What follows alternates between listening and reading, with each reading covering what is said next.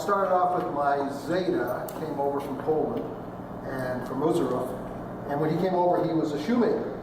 And he was like all the rest of the immigrants that came in. Jacob Goldblatt gave him a horse and a buggy, and he got into the scrap business.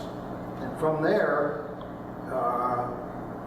all his sons, Joe and Izzy and my father, Jack, or Yook as he was known, got into the auto parts business. And then from the auto parts business, they got into the auto wrecking. We had both. And that's basically how we did it. My Zeta came over in 1907. His name was Ora Pagan. And this is my girlfriend, Stevie. Couldn't have picked a wiser choice. Thank you. And he came to Hamilton, I guess because Jacob Goldblatt was here. And Jacob Goldblatt had told him, if you come here, I'll set you up. And I remember as a kid, I was born in 33, and about 36 or 7, I was living, I remember on Rebecca Street, which the house became I think an Eaton's truck warehouse after the house was torn down. I think it was 144 Rebecca. That my Zeta had a horse in the back. And I don't remember much about it, but I do remember there was a stable and a horse in the back of Rebecca Street. My late father peddled scrap from a truck. As a matter of fact, in the summertime, he went out to a small village of Wyndham Center, and we all stayed there. We were youngsters at that time, but he would pick up scrap, and then when he had a truckload, he'd bring it into Hamilton. And anyways, years later, he met Ora Pagan, was it? Yeah. Ora Pagan. They became partners, and they took over the empty scrapyard at Cannon and Bay Street, which was originally started by. But anyways, they started the scrapyard there, and they were partners for some years.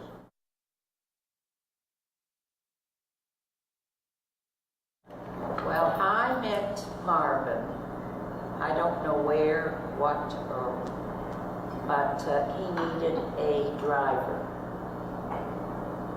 So I became Marvin's driver before Bob Rayful, long before. And then they became very close. And he was always yelling at him. You're doing this, you're doing that. And I don't know, they just became very, as a matter of fact, Wendy just took Jeffrey, my son, up to see Marvin. He's up in, I think, Woodbridge or? No. We're talking about Marvin Goldblatt. For those of you. Yeah, and he said that Marvin is not bad, he's still yelling. That is Marvin. That is Marvin. But I do remember that they used to have meetings after hours, but it really wasn't a meeting, it was a drinking party.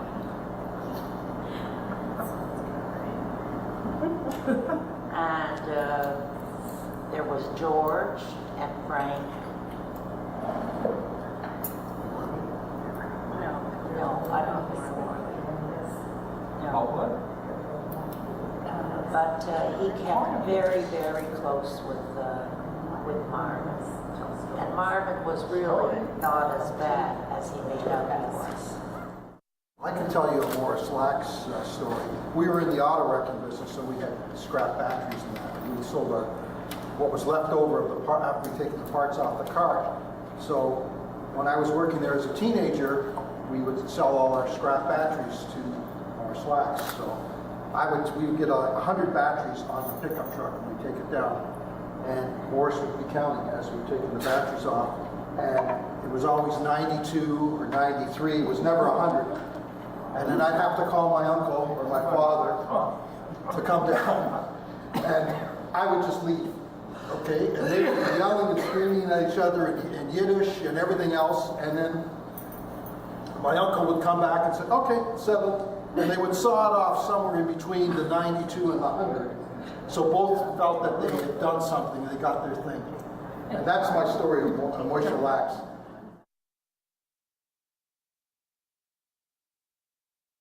A lot of the smaller guys would do that. They would deal with the peddlers, even in the 60s and 70s. Oh, yes. You know, the guys with the pickup trucks or the trucks would come in. That's right. And you would separate, Right. we did in the auto wrecking, we Right. would separate the ferrous and non-ferrous. Exactly. The motor blocks, the transmissions, the batteries, and you would stockpile them, and then when everybody would check on the price, and then you would take it down to Hopkins. I remember we used to be down Right. there. Yeah. And whoever, and then I think the smaller ones would sell to the bigger ones. That's right. And that's how, and the bigger ones had the contracts with Stelco and DeFasco. That's right. Plus, some of the big guys had the contract to take the scrap from Stelco and DeFasco, which would go to their yards, and then they would put together enough and sell it back to them. And they would be melted down and made into cars or refrigerator, whatever Stelco was making, and DeFasco at that time.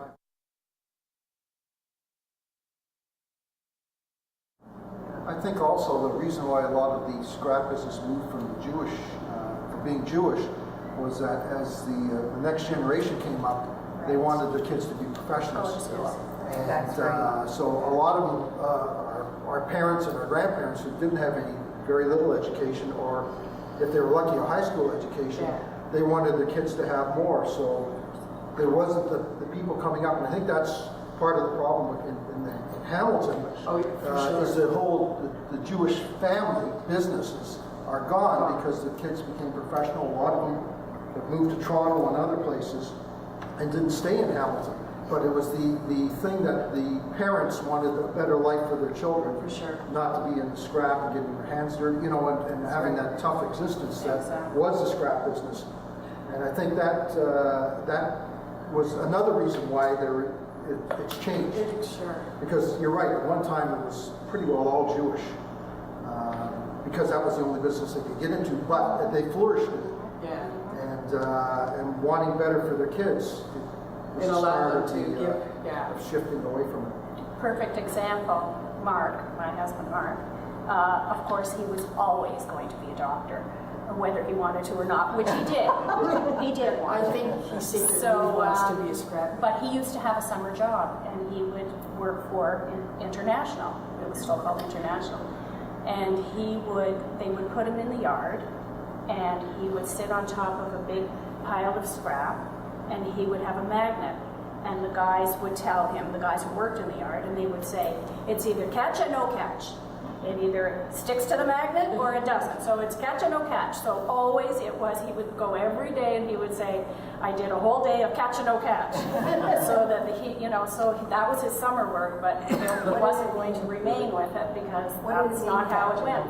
So what did that mean? It meant either it was magnetic or it wasn't magnetic, and then it would be separated into different piles and sold to different people.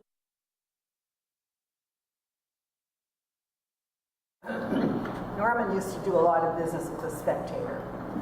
He'd get all their paper, and he'd sell it to this place where they would make for plants, to put flowers into the babies. The styro, it used to be. Now, do you remember John Muir? Do you remember John Muir? He was I know the publisher. name. He was a Pardon? publisher. I know the name. Yeah. He was before my John time. Muir was a publisher of the Hamilton Spectator. Norman did a lot of business with them, and he and John became very good friends. Anyway, my brother-in-law Les goes up to there, and the fellow that was looking, not John, but one of the fellows that was looking after Les said, you know, Les, somebody came to see us, and they offered us a much better price than what you're giving us. And I know the man's name, and his name was, and he was a friend of ours. So Norman goes up to see, this worried him. He did a lot of business and he did nicely with this paper. So he went up to see John Muir and he said, John, he says, I understand that John has been here and he wants to give you more money. Before you give it away to anyone else, he says, you let me know so we can negotiate, and I want to make you happy, but I want to continue having your business. He says, Norman, as long as I am the publisher of the Hamilton Spectator, whatever you are giving us for our paper is going to continue. as long as I am the publisher. And no one else will have the business but me. And I've never forgotten that. That was, you know, the word a mensch? That was a mensch. Yeah. Back in the days when Hamilton had a lot of manufacturing, I don't know how this happened, but my Zeta and his kids ended up with some of the scrap at the International Harvest. This was new manufacturing scrap. And there would be a segment of the plant that would make a certain product.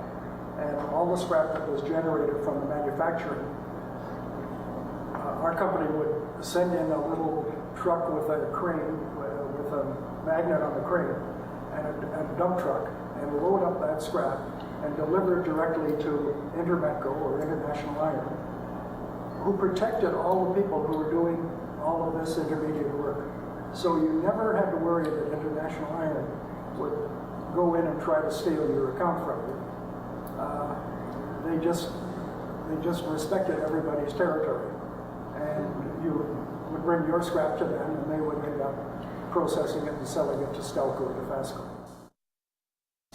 What got me when I was a young girl and growing up and working in the scrap industry was that it didn't matter what happened during business. It didn't matter between 6 and 5 o'clock. If your brother needed you, or a member of the Jewish community needed you, they banded together. Everybody. Didn't matter. Everybody was together. And all these men, and very few women at the time, built an entire Jewish community. If it wasn't at Jacob, it was Temple and Shalom, it was Adas Israel, there were schools and butchers. They made sure that we had everything here so we wouldn't have to go elsewhere.